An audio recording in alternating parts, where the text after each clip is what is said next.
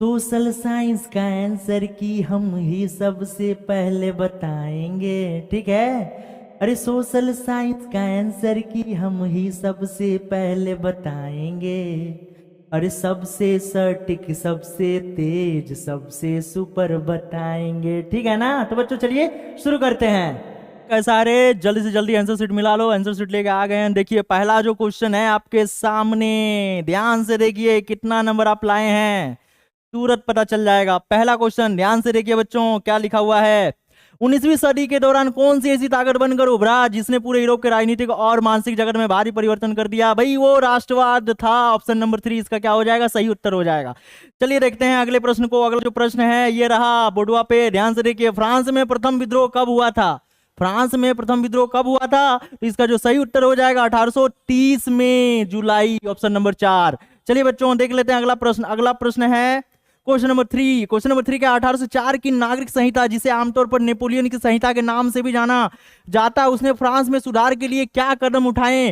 भाई जन पर आधारित, एकदम सही। कानून के समक्ष, एकदम सही। प्रशासनिक विभाजनों को, एकदम सही। यानी ऑप्शन नंबर 4 एकदम सही। इसका सही उत्तर क्या हो जाएगा, ऑप्शन नंबर 4 हो जाएगा बच्चों। चलिए देख लेते हैं अगले प्रश्न को। तो अगला प्रश्न ये रहा क्वेश्चन नंबर 4 बोर्डवा पे, ध्यान से देखिए बच्चों। 1917 में गांधी जी ने खेड़ा जिले के किसानों की मदद के लिए सत्याग्रह का आयोजन किया था। खेड़ा भारत के किस राज्य में स्थित है, तो ये हो जाएगा गुजरात राज्य में, खेड़ा आंदोलन, ठीक है। चलिए देखते हैं बच्चों अगला प्रश्न। जल्दी जल्दी मिलाइए और बताइए कौन कितना नंबर लाया, कमेंट भी कीजिएगा। साइमन कमीशन भारत क्यों आया, क्यों आया बच्चों, ऑप्शन नंबर 3 इसका सही उत्तर हो जाएगा। संवैधानिक व्यवस्था की कार्यशैली का अध्ययन करने के लिए, इसीलिए साइमन कमीशन वापस जाओ के नारे लगे और भारतीयों को उसमें शामिल नहीं किया गया था। क्वेश्चन नंबर 6 को देख लेते हैं। क्वेश्चन नंबर 6 क्या है बच्चों। 1840 के दशक में मध्य में आयरलैंड में किस बीमारी के कारण निम्न में से कौन सा फसल खराब हो गया जिसे लाखों लोग भूखमरी के कारण मौत के मुंह में चले गए। भाई ऑप्शन नंबर 2 इसका सही उत्तर हो जाएगा, जिसका नाम है आलू। चलिए बच्चों देख लेते हैं अगला प्रश्न। अगला प्रश्न क्या है, ध्यान से देखिए। क्वेश्चन नंबर 7, प्रथम विश्व युद्ध खत्म होने के केवल 2 दशक बाद दूसरा विश्व युद्ध शुरू हो गया, जैसा कि आप जानते हैं 1945 की 1939 1945 तक चला। तो ध्यान से देखिए, एक गुट में धुरी शक्तियां जिसमें जर्मनी, जापान, इटली, तो दूसरा खेमा जिसको मित्र राष्ट्र के नाम से जाना जाता है उसमें कौन कौन था बच्चों, उसमें था अमेरिका, फ्रांस था, ब्रिटेन था और सोवियत संघ था। देखिए कहां कहां, ब्रिटेन हो गया, सोवियत संघ हो गया, फ्रांस हो गया, भारत नहीं होगा। ये ब्रिटेन है, फ्रांस है, अमेरिका है, भारत ये भी नहीं होगा, भारत था ही नहीं। ब्रिटेन है, सोवियत संघ है, फ्रांस है, अमेरिका है। ऑप्शन नंबर 3 इसका क्या हो जाएगा, सही उत्तर हो जाएगा बच्चों। चलिए देखते हैं अगले प्रश्न को। अगला जो प्रश्न है बच्चों ध्यान से देखिएगा, क्या है, क्वेश्चन नंबर 8। भाई 8 नंबर क्वेश्चन क्या कहता है, 1929 की आर्थिक मंदी के कारण दुनिया के ज्यादातर हिस्सों में निम्न में से किसकी भयानक गिरावट दर्ज की गई थी। ऑप्शन नंबर ए उत्पादन, एकदम सही। ऑप्शन नंबर 2 रोजगार, एकदम सही। ऑप्शन नंबर 3 आय और व्यापार, ये भी सही। यानी ऑप्शन नंबर 4 इसका क्या हो जाएगा, सही उत्तर हो जाएगा बच्चों। चलिए देखते हैं अगले प्रश्न को। जल्दी जल्दी मिलाइए और बताइए कितना नंबर आया, कमेंट करके। क्वेश्चन नंबर 9, बुनकरों को कच्ची कपास की समस्या का सामना क्यों करना पड़ा। भाई इसका आंसर जो हो जाएगा ऑप्शन नंबर ए हो जाएगा, कच्चे कपास के निर्यात में वृद्धि हो गई इसीलिए उसको सामना करना पड़ा। चलिए क्वेश्चन नंबर 10 देख लेते हैं बच्चों। देखिए बच्चों क्वेश्चन नंबर 10, 19वीं शताब्दी के दौरान ब्रिटेन में सर्वाधिक गतिशील उद्योग कौन था। गतिशील माने ज्यादा गति से कौन जा रहा था, इसका जो सही उत्तर हो जाएगा बच्चों वो हो जाएगा ऑप्शन नंबर 3 कपास और धातु, कॉटन और मेटल ज्यादा गति से चल रहा था। चलिए देख लेते हैं अगले प्रश्न का उत्तर। अगला प्रश्न ये रहा बोर्डवा पे 11 नंबर, ध्यान से देखिए। भाई बोल रहा है क्या, मुद्रण तकनीक सबसे पहले कहां विकसित हुई। सबसे पहले विकसित हुई चीन में, चीन इसका सही उत्तर हो जाएगा। चलिए देख लेते हैं अगला प्रश्न। अगला प्रश्न ये रहा बोर्डवा पे क्वेश्चन नंबर 12, क्या कहता है बच्चों, निम्न जातियों आंदोलन के मराठी प्रणेता कौन थे जिन्होंने अपनी पुस्तक गुलामगिरी में जाति प्रथा के अत्याचारों को लिखा है। जाति प्रथा के अत्याचार, इसका जो सही उत्तर हो जाएगा वो ज्योतिबा फूले हो जाएगा। चलिए देखते हैं अगला प्रश्न। अगला प्रश्न बच्चों ये रहा बोर्डवा पे क्वेश्चन नंबर 13, क्या है, समाप्यता के आधार पर संसाधनों को 2 भागों में बांटा गया, क्या क्या हो जाएगा। ऑप्शन नंबर 2 इसका सही उत्तर नवीकरणीय और अनवीकरणीय। जल्दी जल्दी मिलाइए कितना नंबर आ रहा है बताइए कमेंट करके। चलिए क्वेश्चन नंबर 14 देख लेते हैं बच्चों। क्वेश्चन नंबर 14 क्या कहता है, संसाधनों के अंधाधुंध शोषण से किस प्रकार का वैश्विक पारिस्थितिक संकट पैदा हो गया है, जिससे भूमंडलीय तापन, ओजोन परत अपक्षय, पर्यावरण प्रदूषण, इनमें से सभी तरह का प्रॉब्लम देखने को मिल रहा है। ऑप्शन नंबर डी इसका सही उत्तर हो जाएगा, यानी 4। चलिए अगला प्रश्न देख लेते हैं, क्वेश्चन नंबर 15 क्या कहता है बच्चों, वनों और वन्य जीवन का संरक्षण करना आवश्यक है क्योंकि इससे पारिस्थितिक विविधता बनी रहती है, जीवन साध्य संसाधन जल वायु और मृदा बनी रहती है, बेहतर जनन के लिए वनस्पति और पशुओं में जीनी विविधता को संरक्षित करती है, यानी इनमें से सभी। इसका सही उत्तर हो जाएगा ऑप्शन नंबर 4। चलिए देख लेते हैं अगले प्रश्न को। अगला प्रश्न क्वेश्चन नंबर 16, ये रहा बच्चों क्वेश्चन नंबर 16 क्या कहता है, ध्यान से देखिए। वन और वन्य प्राणियों के संरक्षण के लिए किस प्रकार के वनों को सर्वाधिक मूल्यवान बनाया जाता है? अगर हमको वन को बचाना है, वन्य प्राणी को बचाना है, तो ऑप्शन नंबर 2 को मारना होगा। ऑप्शन नंबर 2 इसका सही उत्तर हो जाएगा, आरक्षित वन यानी रिजर्व फॉरेस्ट। चलिए देख लेते हैं अगला प्रश्न, क्वेश्चन नंबर 17। तो बच्चों क्या है, प्रचुर मात्रा में जल उपलब्ध होने के बावजूद जल किन कारणों से प्रदूषित और मानव उपयोग के लिए खतरनाक बनते जा रहे हैं? क्या इसका कारण है? इसका जो सही उत्तर हो जाएगा बच्चों ऑप्शन नंबर 4 हो जाएगा, घरेलू और औद्योगिक अपशिष्टों के मिलने से, रसायनों के अधिक प्रयोग से, तीसरा नंबर कीटनाशकों और कृषि में प्रयुक्त उर्वरकों के प्रयोग से, इनमें से सभी से। चलिए देख लेते हैं अगला प्रश्न बच्चों, क्वेश्चन नंबर 18। क्वेश्चन नंबर 18 क्या कहता है, ध्यान से देखिए। मानसून के आगमन के साथ जो फसलें बोई जाती है वो किस फसल के अंतर्गत आती है? तो भाई उसको खरीफ फसल कहते हैं। मानसून कब आता है बच्चों? जून जुलाई। कब तक? जब तक रबी फसल नहीं बोया जाएगा, यानी अक्टूबर नवंबर तक। चलिए बच्चों अगला प्रश्न देख लेते हैं। अगला प्रश्न है क्वेश्चन नंबर 19। पवन और सौर ऊर्जा संसाधनों की बहुतायत भारत के किस राज्य में अधिक पाई जाती है? भाई कौन सा राज्य में पवन और सौर ऊर्जा पाई जाती है? तो इसका जो सही उत्तर हो जाएगा बच्चों वो हो जाएगा राजस्थान। राजस्थान में बादल बहुत कम दिखाई देता है, बादल कम दिखाई देगा तो सौर ऊर्जा तो ज्यादा ही मिलेगा। चलिए देख लेते हैं अगला प्रश्न। अगला प्रश्न रहा बच्चों ये क्वेश्चन नंबर 20 क्या कहता है, ध्यान से देखिए। जल और उर्वरकों के अधिक और अविवेकपूर्ण प्रयोग से किस प्रकार की समस्याएं पैदा हो जाती है? जलाक्रांतता, लवणता, सूक्ष्म पोषक तत्वों की कमी। ऑप्शन नंबर 4 सभी। इसका जो सही उत्तर हो जाएगा बच्चों ऑप्शन नंबर 4 हो जाएगा। चलिए क्वेश्चन नंबर 21 को देख लेते हैं। क्वेश्चन नंबर 21 क्या कहता है, औद्योगिक विकास की रीढ़ के रूप में किस खनिज को महत्वपूर्ण माना जाता है? तो इसका जो सही उत्तर हो जाएगा बच्चों हो जाएगा लौह अयस्क यानी आयरन ओर्स। चलिए देख लेते हैं बच्चों क्वेश्चन नंबर 22।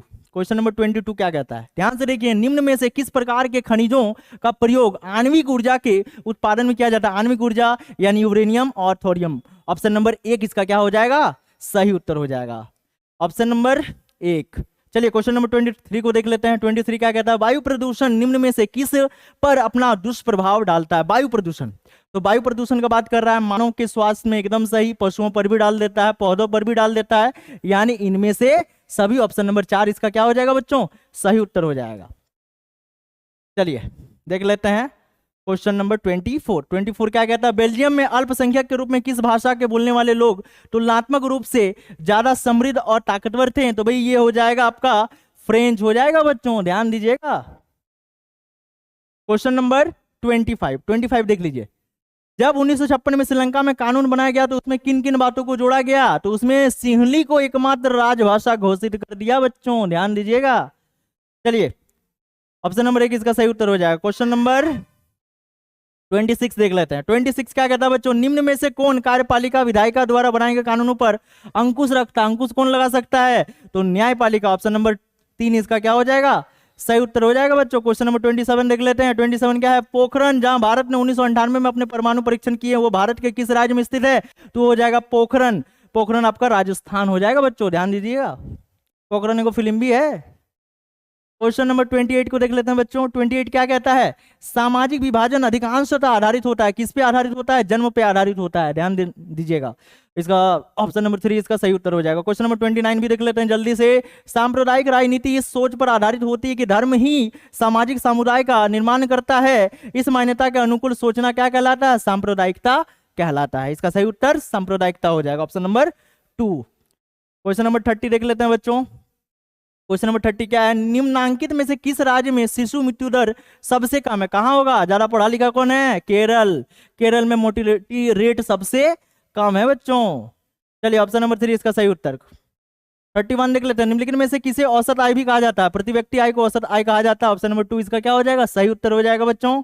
चलिए देखते हैं अगले प्रश्न को। 32 को भी देख लेते हैं। 32 क्या कहता है, सार्वजनिक और निजी क्षेत्र किस आधार पर विभाजित है? तो ये हो जाएगा आपका उद्यमों के स्वामित्व के आधार पे। प्राइवेट सेक्टर आप कह सकते हैं, देखिए कौन सा क्षेत्र भारत में सबसे बड़े रोजगार उत्पादक क्षेत्र के रूप में माना जाता है, तो वो हो जाएगा तृतीयक क्षेत्र, सबसे ज्यादा रोजगार। चलिए क्वेश्चन नंबर 34 को देख लेते हैं बच्चों। 34 क्या कहता है, निम्न में से कौन महत्वपूर्ण मध्यवर्ती भूमिका प्रदान करके आवश्यकताओं के दोहरे संयोग की जरूरत को खत्म कर देती है, वो हो जाएगा मुद्रा। ठीक है, 1 नंबर इसका सही उत्तर हो जाएगा। चलिए देख लेते हैं बच्चों 35 नंबर क्वेश्चन को। 35 नंबर ये रहा बोर्डवा पे। सामान्यतः बहुराष्ट्रीय कंपनियां उसी स्थान पर उत्पादन इकाई स्थापित करती है जहां क्या बाजार नजदीक हो, सही है, कम लागत पर श्रमिक उपलब्ध हो, सही है, उत्पादन कहीं कारक उपलब्ध हो, सही है, यानी ऑप्शन नंबर 4 इसका क्या हो जाएगा, सही उत्तर हो जाएगा। चलिए देख लेते हैं बच्चों अगला प्रश्न। अगला प्रश्न क्या है, अगला प्रश्न है 36। 36 क्या कहता है, विभिन्न देशों के बाजारों को जोड़ने या एकीकरण निम्न में से कौन सा सहायक होता है, कौन जोड़ता है, तो विदेशी व्यापार जोड़ता है। भाई विदेश से व्यापार करेंगे तभी हम देशों को जोड़ सकते हैं। चलिए आजकल फ्री का कोई काम नहीं करता, व्यापार करना पड़ेगा, पैसा कमाना पड़ेगा। चलिए 37 को भी देख लेते हैं बच्चों।